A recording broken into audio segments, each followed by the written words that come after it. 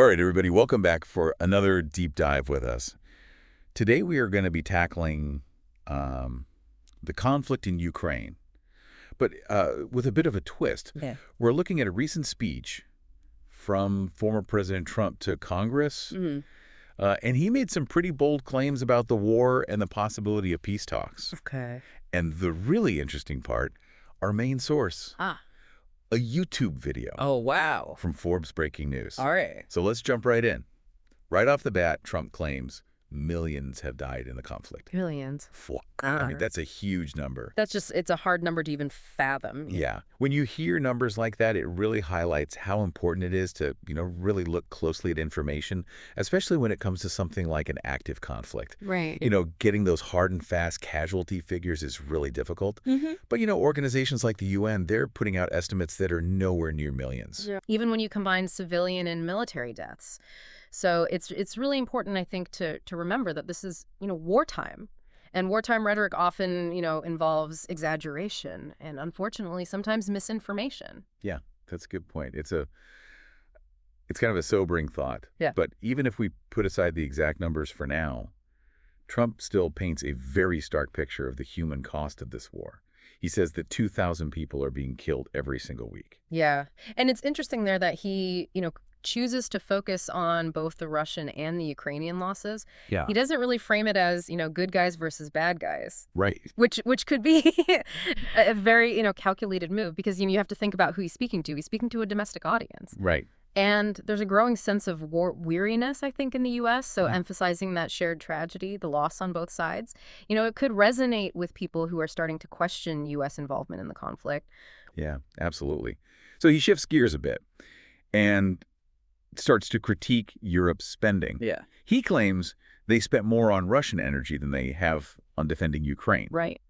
And then he makes this kind of offhand comment about the U.S. taking candy from a baby by selling weapons to Europe. Yeah, there's a lot to unpack in those statements. Yeah. So first, you've got this whole issue of Europe's dependence on Russian energy. It's a really complicated situation. Europe and Russia have these deep economic ties, particularly when it comes to oil and natural gas. They've been intertwined for decades. And you can't just, flip a switch and undo all of that overnight. It's a long process. But what's really interesting to me about Trump's statement is that he doesn't actually offer a solution. Yeah. He just points a finger at Europe and says, look, they're messing up. Right. And then there's that candy from a baby comment about U.S. arms sales. I mean, it's a pretty jarring statement. It is. And honestly, it's kind of troubling from an ethical standpoint because it raises this question of whether the U.S. is really committed to peace in Ukraine or if they just see this as a business opportunity. Are we profiting from this conflict in a way that makes it harder to find a resolution? That's a tough question to answer. Yeah, it is. Yeah. Okay, so then Trump brings up this letter he says he received from Zelensky. Okay. And this is where things get really interesting.